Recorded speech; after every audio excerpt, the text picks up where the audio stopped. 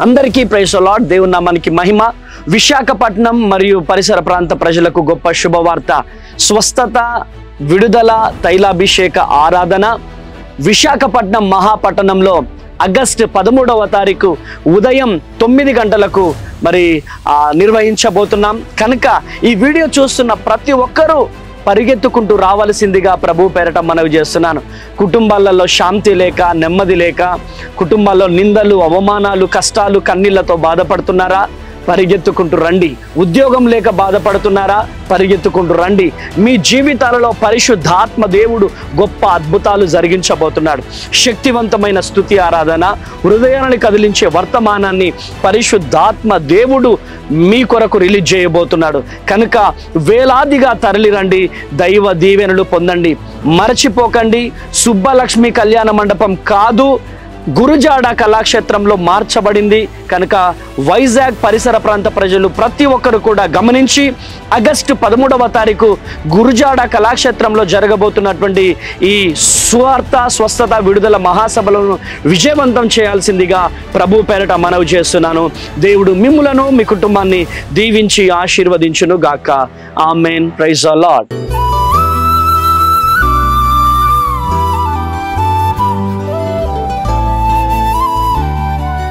ఈ ఉదయం దేవుని వాగ్దానం.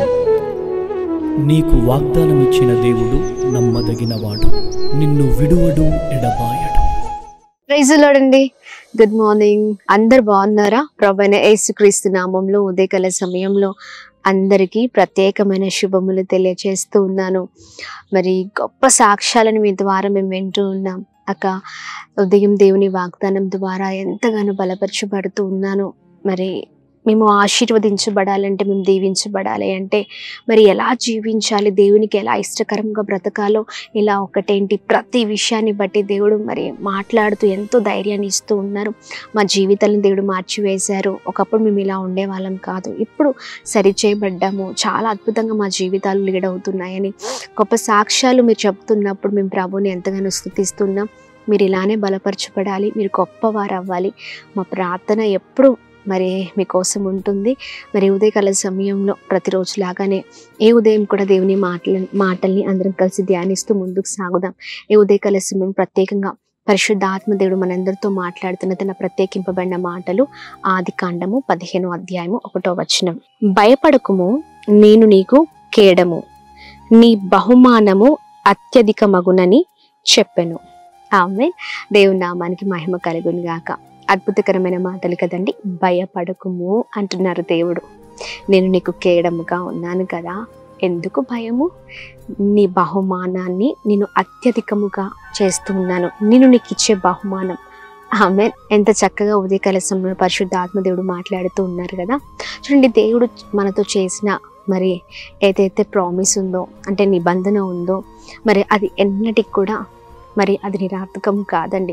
దేవుడు చేసిన ప్రతి వాగ్దానము, నిబంధన మన జీవితంలో ఖచ్చితంగా దేవుడు నెరవేర్చే దేవుడై ఉన్నారు. అయితే చూడండి, మరి దేవుడు ఏదైతే మనకు మరి భయపడొద్దు, నిన్ను కేడముగా ఉన్నాను కదా, మరి నీకు ఒక మంచి మరి బహుమానము చేత నిన్ను మరి అత్యధికమైన దీవెనల చేత నడిపిస్తానని అబ్రహాముతో దేవుడు మాట్లాడారు కదా. ఉదయకాల సమయంలో ఇదిగో అవే మాటలు నీతో, నాతో, అందరితో మాట్లాడుతూ ఉన్నారు దేవుడు. ధైర్యంగా ఉండండి. ఆయన ఎప్పుడు కూడా మనల్ని తృణీకరించే దేవుడు కాదు, ఎప్పుడు కూడా మనం పాడైపోవాలని చూసే దేవుడు కాదు. ఎప్పుడు కూడా మనము దీవించబడాలి, ఉన్నత స్థితిలో ఉండాలి, మనం ఫలించాలని ఆశ పెట్టుకుని మరి మన ఎడల దేవుడు మరి తన ఆలోచన యావత్తు నుంచే దేవుడై ఉన్నారండి. భయపడకండి. దేవుడు చేసిన ప్రతి వాగ్దానాన్ని ఎత్తిపట్టి ప్రార్థించండి. ఆమె దేవుడు ఏ విషయంలో అయితే, దేని కొరకైతే మరి వాగ్దానం చేశారో, మీరు దేని కొరకైతే ఎదురు చూస్తున్నారో ఆ విషయాలను బట్టి దేవుడు అంటున్నారు, భయపడొద్దు, భయపడొద్దు, నేను నీకు కేడంగా ఉన్నాను కదా.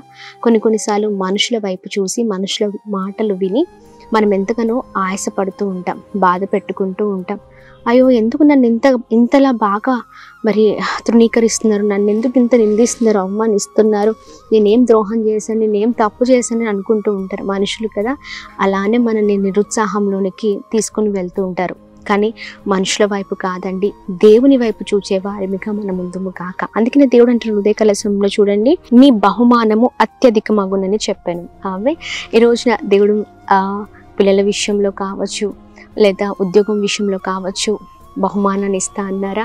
చూడండి, ఒక లేకపోతే ఆర్థిక ఇబ్బందుల విషయంలో కావచ్చు, వివాహం విషయంలో కావచ్చు, ఇలా ఒకటేంటండి, సమస్తమైన విషయాలను బట్టి బాధపడుతున్నారేమో, సమస్తమైన విషయాలను బట్టి దిగులు పడుతూ ఉన్నారేమో, లేకపోతే చాలా ఇబ్బంది పెట్టుకున్నారేమో. దేవుడు అంటున్నారు బహుమానము అత్యధికమగును అంటున్నారు. ఆమె అది ఏ విషయంలోనైనా దేవుడు చేసిన ప్రతి వాగ్దానాన్ని ఆయన నెరవేర్చే దేవుడై ఉన్నారు. ఆమె ఆశ పెట్టుకుని ముందుకు సాగుదాం, ప్రార్థిద్దాం, బలహీనులుగా కాదు బలవంతులుగా.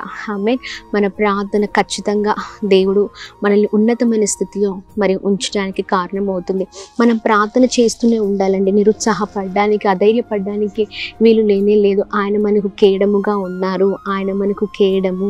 ఆమె ధైర్యంగా ఉండండి. ప్రభు ఇచ్చిన ప్రతి వాగ్దానము, అది బిజినెస్లో కావచ్చు, లైఫ్ సెటిల్మెంట్లో కావచ్చు, మరి ఆత్మీయ జీవితంలో కావచ్చు, గర్భఫలం విషయం కావచ్చు, అది ఏ విషయంలోనైనా దేవుడు సహాయం చేయబోతున్నారు. ఆయన కేడముగా ఉన్నారు. ధైర్యం తెచ్చుకోండి, భయపడద్దు, దిగులు పడద్దు. ప్రార్థిద్దామా, దేవా ప్రతి విషయంలో అయా నాకున్న భయాన్ని అయా తొలగించండి. ఈ రోజున మీ మాటలు నన్ను ఎంతగానో బలపరిచే ప్రతి విషయంలో నేను ఏ పని చేసినా భయపడుతూ ఉన్నాను, కానీ నీవు నాకు కేడముగా ఉన్నావని మరొకసారి మాట్లాడి నన్ను ధైర్యపరిచినందుకు స్తోత్రం అయ్యా అని చెప్తూ ప్రతి విషయంలో మనం ముందుకు సాగుదాం. ఆత్మీయ జీవితంలో, మరి విశ్వాస పోరాటంలో, ప్రార్థన జీవితంలో, మరి ఈ లోకంలో ఉంటుండగా మరి కొన్ని మనకు కావాల్సిన విషయాల్లో దేవుడే సహాయం చేసి మనల్ని ఉన్నతమైన స్థితిలో నడిపించబోతున్నారు. ప్రార్థిద్దాం. తండ్రి, మీకే స్తోత్రమయ్య. అద్భుతమైన రీతిలో ఉదయకాల సమయంలో మాతో మాట్లాడి మమ్మల్ని అందరినీ బలపరిచినందుకు స్తోత్రం. భయపడద్దంటున్నావు, నేను నీకు కేడముగా ఉన్నాను అంటున్నావు. అందుని బట్టి మీకే స్తోత్రమయ్య. ప్రతి విషయంలో అయా మీపైన ఆధారపడే అనుభవంలోనికి నడిపించండి. భయపడకుండా ప్రతి విషయంలో అయా ధైర్యంతో ముందుకు సాగుట కృప చూపించండి.